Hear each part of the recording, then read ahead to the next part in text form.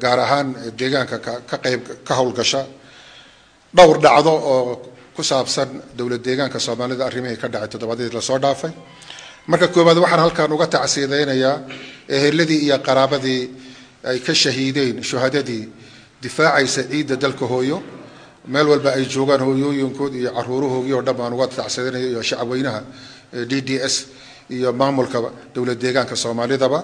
halkaan tacsi aan uga dirayo aan leeyahay samir iyo iimaan waxayna u shahiideen u dhinteen difaaca qadiyadooda qodobka labaad waxaan aad iyo aad u bogaadinayaa oo jecelahay inuu hambaliyayo shacabweynaha dawlad deegaanka Soomaalida ku nool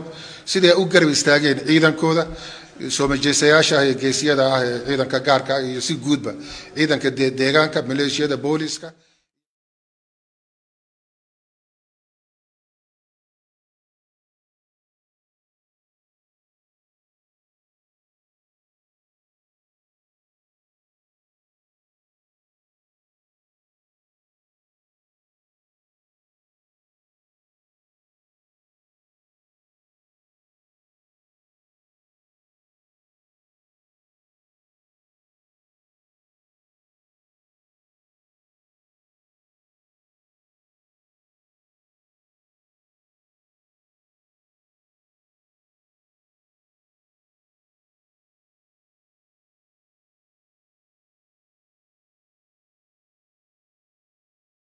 aanan cararin isagu xusulka aastay oo halka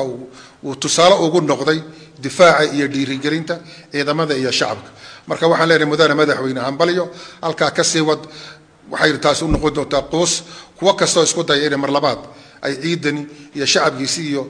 ciidankiisaba in dib ay soo hunguriyeen marka aad baan halkaana shacabka iyo maamulka baan ugu hambalyeynaya una bogaadinaya waxaan aad iyo aad u cambaareynayaa qolada argagixisada iyo huwantooda ku soo duulay dalka yaga hooyo kuwaana waxaan leeyahay waad ku khaldantay sidaad moodayseen way noqon weyday halkan waxaa jooga shacab iyo maamul iyo ciidan isku duuban una soo jeeda sidii ay u difaaci lahaayeen ciidankooda dhinac midaysan ay uga soo wada jeesan lahaayeen cid kastoo isku dayda inay ciidan soo difaacaan casharka iyo kuwa kaloo laba ilaawaana ayaa loo dhigayaa marka waxaan leeyahay kuwani dadba waxaa leeyahay ciyaaran lala ciyaarin baa jira ciidanka iyo maamulka iyo shacabka dawlad deegaanka Soomaalidu kuwaas ay yihiin maanta cashar baa loo dhigay argagixisadii iyo kuwii kale huwan tahay sida khaldan maxaan kor ugu soo xad gudubtay oo halkan ambaarayn aan uga soo jeedinayo qodobka ugu dambeeyaan jecelahay waxa weeyaan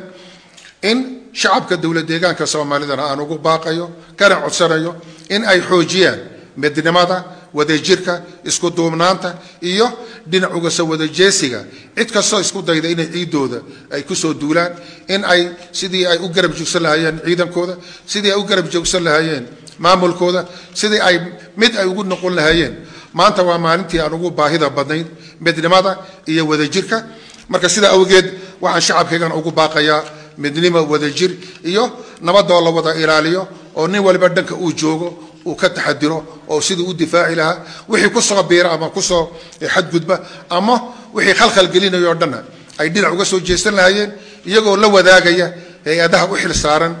amniga in ay la wadaagaan feejignaan dheeraada wixii xaafadaha soo gala wixii magaalooyinka soo gala wixii xuduudaha ka soo tallaabay inay markaaba ay gudbiyaan marka sidii aad u muujiseen midnimadii iyo wadajirkii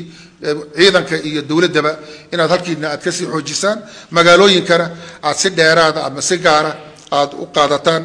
taxaddi dheeraada midnimo wadajir maanta waa maalintii aan u baahnayn inaan isku wada duubnaano dhan keliyaatiin aan uga soo wada jeesano marka cid kastoo isku dayda ciidan inay kusoo xadgudubtana sidaasa casharo loogu dhigayaa dawladda federaalkana waxaan leeyahay in aad shacabka dawlad deegaanka Soomaalida geesinimada uu muujiyay ciidankiisa iyo lugiisuna idinkuna adankiina aad ka tiirisaan oo kala qabataan oo ku dhiili gelisaan oo maxaan ku radaa gacan aad ku siisaan sidii nabadda loo ilaalin lahaa xuduudahana loo sii wada ilaalin lahaa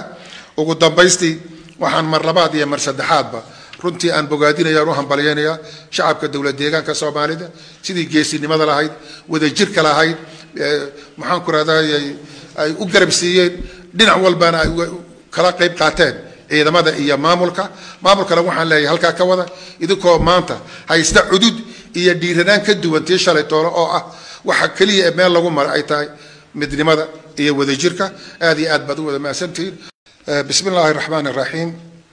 وأنا هلكن جعلها إن أن لا وذاك ورباهين تأدونك جارهان ديجان كقيب كهول قشة